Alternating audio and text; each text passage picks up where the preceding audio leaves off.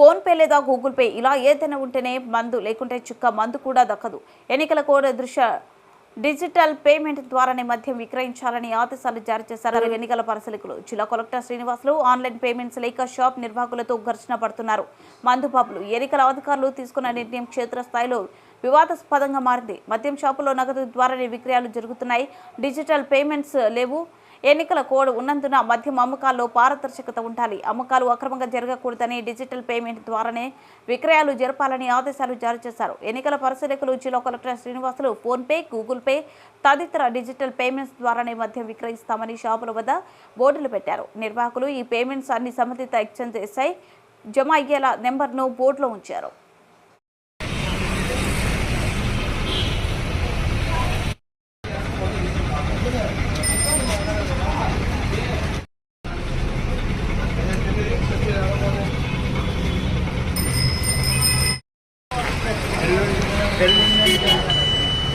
డబ్బులు పెద్ద కూడా ఫోన్ పే మాకు ఆడ చిన్న పిల్లలు స్కానింగ్ ఏమన్నా ఇక్కడ కూడా ఫోన్ పైన ఆడించి వచ్చినా మళ్ళీ ఈడ కూడా ఫోన్ పైన కెమెరా ముందు కాదు. ఎందుకు ఆ రూల్స్ ఎందుకు పెట్టినారు? మేము డబ్బులు కావాలి మేము ఇచ్చేది.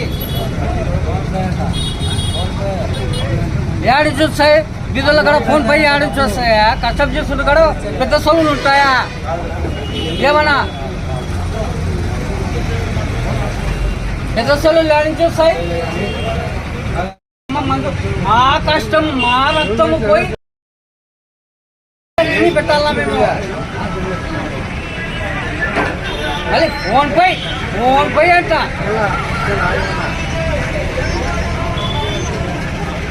ప్రభుత్వమైన అమ్మ 4.5 సంవత్సరాలకే దిమ్మ తిరిగినట్టు చేసినాడు. బొమ్మ తిరిగి బొమ్మ కనబడుతుంది. ఈడ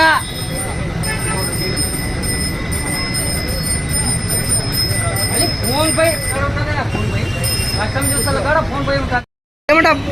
ఏమంటారు ఫోన్ పే కావాలంటన్నా పనిచేస్తాను. ఫోన్ పే డబ్బులు కావాలంట వాళ్ళకి. లేదు అంటారు. డబ్బులు ఉంటాయి. ఫోన్ పే కావాలంటారు. ఇదో చిన్న సెల్ ఉంది. ఛార్జ్ కావాలి చెప్పు.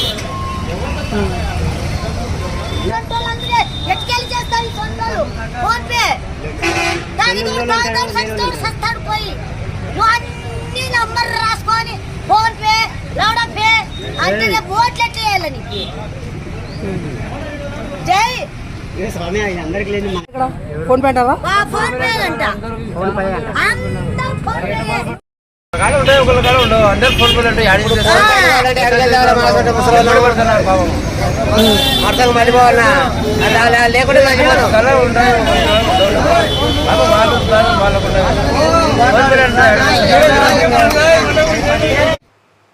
సార్వత్రిక ఎన్నికల ప్రక్రియలో కీలకమైన నామినేషన్ల ఘట్టం సోమవారం సాయంత్రంతో ముగియనుంది. ఇప్పటికే అభ్యర్థులు నామినేషన్ దాఖలు, అధికారులు స్క్రూటినీ ముగిశాయి. ఇక చివరిదైన నామినేషన్ల ఉపసంహరణ సోమవారం సాయంత్రం 3 గంటలకు ముగియనుంది. ఆలోపు ఎవరైతే రిటర్నింగ్ అధికారి కార్యాలయం ప్రాంగణంలోకి చేరుకుంటారో వారిని మాత్రమే నామినేషన్లను ఉపసంహరించుకునే అవకాశం కల్పిస్తారు. ఆ తర్వాత బరిలో ఉన్న తుది అభ్యర్థుల పేర్లతో జాబితాలు విడుదల చేస్తారు.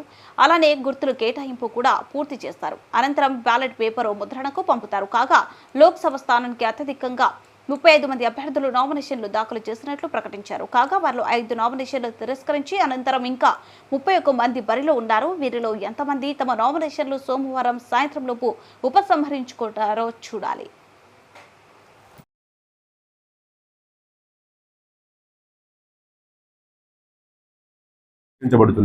సో ఈ విధంగా మనము ఆర్ఓ ఆఫీస్లో ఒక హెల్ప్ డెస్క్ కూడా పెట్టుకోవడం జరిగింది. ఎవరికైనా అభ్యర్థులకు కానీ కంటెస్ట్ చేసే వాళ్ళకి ఎవరికైనా సరే అనుమానాలు ఏమన్నా ఉంటే కూడా ఆర్ఓ ఆఫీస్లోని హెల్ప్ డెస్క్ కానీ ఏఆర్ఓ నంద్యాల అంటే తహసీల్దార్ నంద్యాల వారిని, తహసీల్దార్ గోస్పాడు వారిని సంప్రదించవచ్చు. ఈ విధంగా పకడ్బందీగా అన్ని చర్యలు కూడా తీసుకోవడం జరుగుతుంది.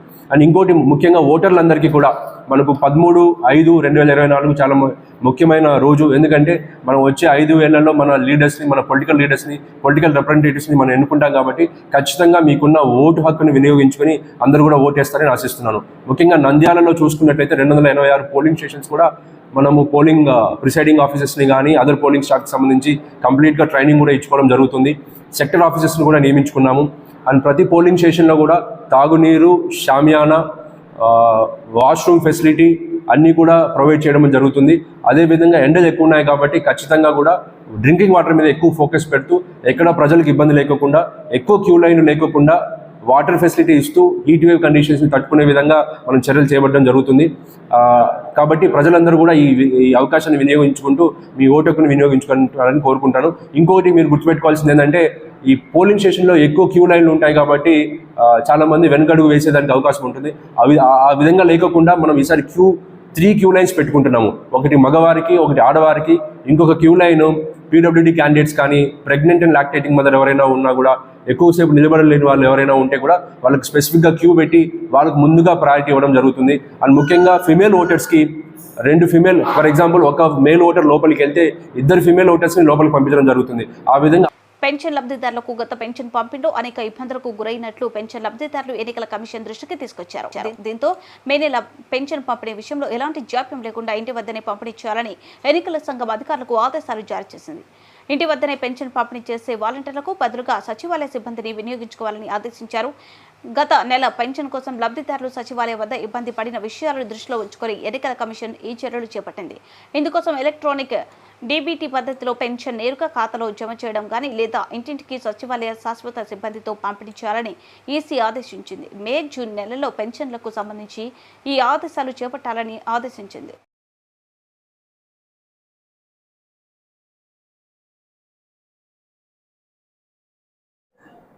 అందరికీ నమస్కారం. మన నంద్యాల పట్టణంలో వృద్ధులకు, వికలాంగులకు, వితంతు మహిళలకు అందరికీ కూడా ప్రభుత్వ పెన్షన్ అనేది శాంక్షన్ అయిన కాబడ్డ వాళ్ళకి డబుల్ పెన్షన్ అనేది ఇవ్వడం జరుగుతుంది. అన్ని చోట్ల కూడా వార్డు సచివాలయాల ద్వారా ఈ పెన్షన్ అనేది పంపిణీ కార్యక్రమం జరుగుతుంది. ప్రజలు, పెద్దలు ఎటువంటి అపోహలకు తావు లేకుండా తప్పనిసరిగా మీ ప్రతి ఒక్కరి పెన్షన్ కూడా ప్రభుత్వం నుంచి మనకు నంద్యాల పురపాలక సంఘానికి వచ్చింది. అందరికి కూడా అందజేస్తాము. ఎవరైతే బెడ్ రిడన్ పేషెంట్స్ ఉన్నారో వాళ్ళందరికీ కూడా వాళ్ళ ఇళ్ళ దగ్గరే, ఎవరైతే దీర్ఘకాలిక వ్యాధులతో బాధపడేవాళ్ళు, అంగవైకల్యం ఉన్నవాళ్ళు, తర్వాత యుద్ధ వీరులకు సంబంధించిన కుటుంబ సభ్యులు, వీళ్ళందరికీ కూడా ఇంటి దగ్గరే పెన్షన్ పంపిణీ చేయడం అనేది జరుగుతుంది. కాబట్టి మీరు ఎటువంటి సందేహాలకు లోను కావద్దు. రాష్ట్ర ఎన్నికల సంఘం ఆదేశాల మేరకు అధునాతన కెమెరాలతో నిఘా బృందాలు పర్యవేక్షిస్తున్నాయి. ఫ్లయింగ్ స్క్వాడ్ టీం వాహనాలకు అత్యాధునికమైన పీటీజెడ్ కెమెరాలను ఏర్పాటు చేశారు. వారు వాహనాలకు పీటీజెడ్ కెమెరాలను ఏర్పాటు చేయడం వల్ల ఆ వాహనం ప్రయాణిస్తున్న ప్రదేశాలకు సంబంధించి నిరంతర ప్రత్యక్ష వీడియో కవరేజ్ వీలవుతుంది. ఈ వీడియో కవరేజ్ ద్వారా జిల్లా కేంద్రంలోనే కంట్రోల్ రూమ్లో ఉన్న ఎఫ్ఎస్సి బృందాలు ఎన్నికల పనితీరును పర్యవేక్షిస్తారు. కెమెరాలు ఏర్పాటు చేయడం వద్ద ఏమైనా ప్రవర్తన నియమావళికి విరుద్ధంగా సమావేశాలు నిర్వహణ, ఓటర్లకు డబ్బు, మద్యం లాంటి ప్రలోభాలకు గురిచేసే వారిపై ప్రతిబంధకంగా పనిచేస్తాయి. ప్రశాంత వాతావరణంలో ఎన్నికల నిర్వహణ కోసం రాష్ట్ర ఎన్నికల సంఘం కెమెరాలు ఏర్పాటు చేసింది. ప్రతి వాహనంలో ఓ అధికారి, ఒక ఏఆర్ పోలీస్, సివిల్ పోలీసులతో పాటు వీడియోగ్రాఫర్ ఉంటారు.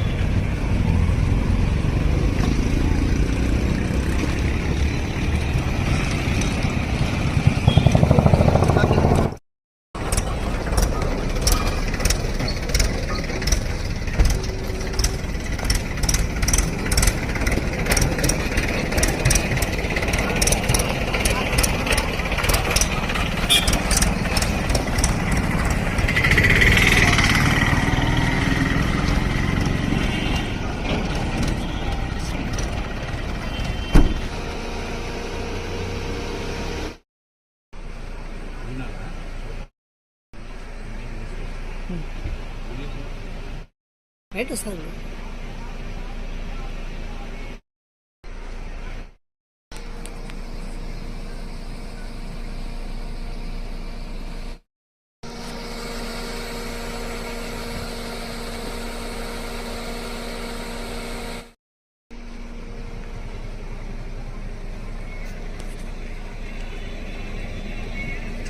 సార్వత్రిక ఎన్నికల నామినేషన్ల దాఖలు ప్రక్రియ పూర్తి కావడంతో ప్రచారంపై రాజకీయ పార్టీలు దృష్టి సారించాయి. గతానికి భిన్నంగా పార్టీల అభ్యర్థులు ప్రచారం చేస్తున్నారు.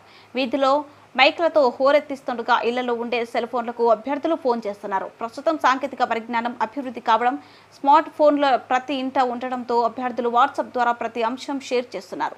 తమకు ఓటు వేస్తే చేయబోయే అంశాలను ఐబీఆర్ ద్వారా వివరిస్తున్నారు. వారం రోజులుగా ఎంపీ ఎమ్మెల్యేల అభ్యర్థుల తరపున ఆయా పార్టీల మద్దతుదారులు పార్టీ కార్యాలయాల ప్రతినిధులు ఫోన్ చేసి వచ్చే నెల 13న జరిగే పోలింగ్లో తమ అభ్యర్థి ఓటు వేయాలని పదే కోరుతున్నారు. దీనివల్ల పోలింగ్ అవుతున్న సమయంలో లిఫ్ట్ చేసేందుకు చాలా మంది 1కి 2 సార్లు ఆలోచిస్తున్నారు.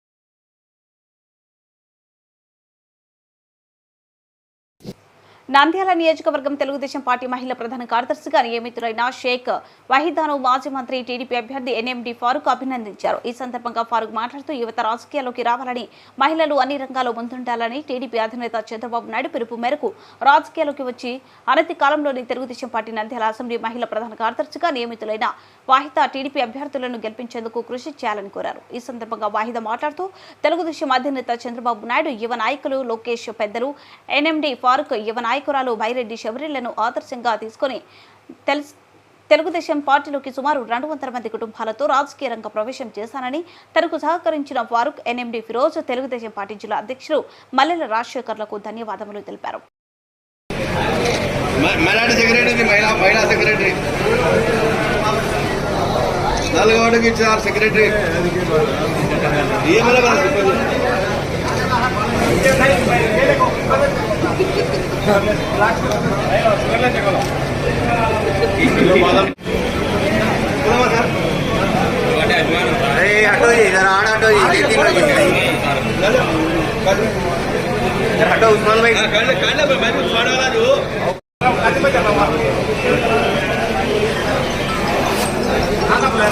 ఈరోజు నా మీద నమ్మకంతో ఎన్ఎండి ఫిరోజ్ గారు కానీ అలాగే ఫారూక్ అన్న గారు కానీ నా మీద నమ్మకంతో ఈరోజు నాకు నంద్యాల జిల్లా ప్రధాన కార్యదర్శిగా ఇవ్వడం జరిగింది. పార్టీ కోసం ఎంతో కృషి చేసి గెలుపు కోసం కృషి చేస్తామని, ఖచ్చితంగా గెలిపించి అన్నగారికి గిఫ్ట్ ఇస్తామని చెప్పేసి కోరుతున్నాను. మన దగ్గర ఎన్నికలు ఎలా జరుగుతున్నాయి, ఈసారి ఎవరు గెలుస్తారు, జిల్లాలో ఎన్ని సీట్లు వస్తాయంటూ దేశ విదేశాల పక్క జిల్లాలో ఉన్న బంధువులు, స్నేహితులు ఫోన్ల ద్వారా సమాచారాన్ని తెలుసుకుంటున్నారు. రోజులో ఏదో ఒక సమయంలో ఫోన్ చేసి సమాచారం అడుగుతున్నారు. ఎక్కువగా తెలంగాణ, అమెరికా నుంచి ఇలా ఫోన్లు వస్తున్నాయి. ప్రస్తుతం హైదరాబాద్లో ఉద్యోగాలు చేస్తూ అక్కడ స్థిర నివాసం ఏర్పాటు చేసుకున్న వారు జిల్లా రాజకీయాలపై ఆసక్తి చూపుతున్నారు. వీరితో పాటు ఉద్యోగం, చదువుల నిమిత్తం అమెరికా వెళ్లిన వారు కూడా గెలుపు ఓటమిలపై ఆరా తీస్తున్నారు. ఇటు జిల్లా వాసులు కూడా పక్క జిల్లాలో, రాష్ట్రంలో ఇతర ప్రాంతాల్లో ఉన్న బంధువులు, స్నేహితులకు ఫోన్ చేసి అక్కడ రాజకీయ పరిస్థితుల్ని అడిగి తెలుసుకుంటున్నారు. ఎన్నికల మొదలైన దగ్గర నుంచి ఫోన్లలో రాజకీయాలపై ఆసక్తికరంగా చర్చించుకోవడం శోచనీయం.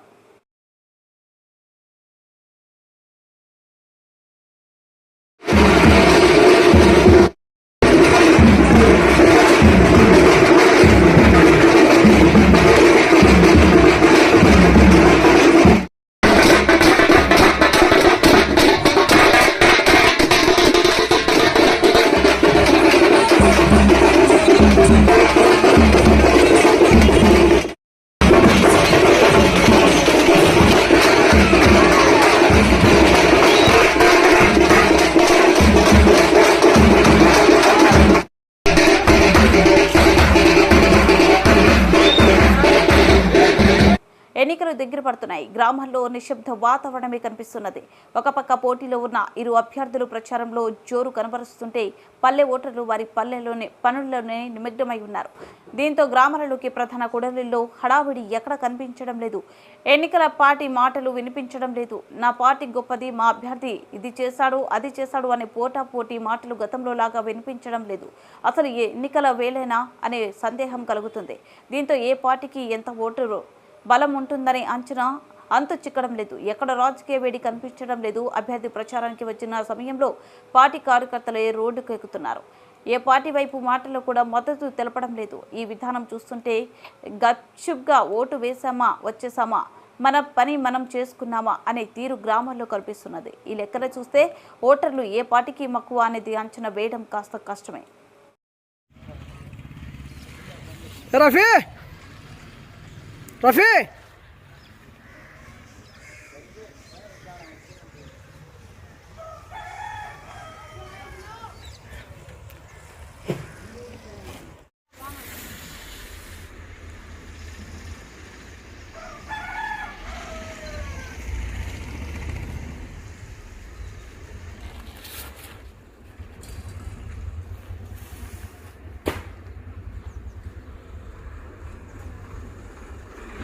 ఎన్నికల పోలింగ్ సమయానికి కౌంటౌన్ మొదలైంది. దీంతో గెలుపు కోసం బరిలో నిలిచిన అభ్యర్థులు పోటాపోటీగా ప్రచారం చేస్తున్నారు. వారం రోజుల నుంచి ఉష్ణోగ్రతలు రోజు రోజుకి పెరిగిపోతున్నాయి. భానుడి ప్రతాపానికి పార్టీ నాయకులు కేడర్ అల్లడిపోతున్నారు. ఈ నేపథ్యంలో అభ్యర్థులు ప్రచార స్టైల్ మార్చారు. గతంలో మాదిరిగా ఉదయం 9 నుంచి కాకుండా 7 గంటల నుంచే ఇంటికి ప్రచారం మొదలు పెట్టేస్తున్నారు. 11 గంటలకే ముగించి మళ్ళీ సాయంత్రం 4 నుంచి రాత్రి 9 వరకు కొనసాగిస్తున్నారు. బహిరంగ సభలు కూడా సాయంత్రం సమయంలోనే పెట్టుకుంటున్నారు. ఇక ప్రచారంలో ఖాళీ సమయం దొరికిందంటే పార్టీ కార్యాలయాల్లో సమావేశాలు, భవిష్యత్తు వ్యూహాలపై చర్చిస్తున్నారు. అదే సమయంలో కొందరు పార్టీలో స్తబ్దుగా ఉంటున్న వారిని కలిసి వారిని తమ వైపు తిప్పుకునే ప్రయత్నం చేస్తున్నారు.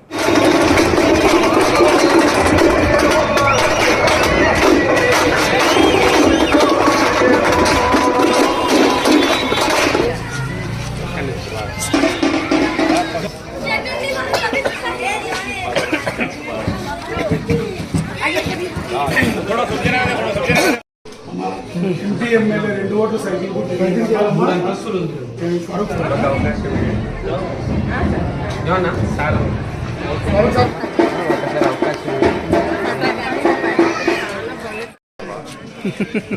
ఈరోజు నంద్యాలలోని 41వ వార్డులో ఇంటింటి కార్యక్రమానికి ఇచ్చేసినటువంటి ఫరూక్ సారి కుమారుడు 5వ కుమారుడు ఎన్ఎండి ఖలీల్ గారికి మా ఆహ్వానం మేరకు వచ్చినందుకు శుభాకాంక్షలు.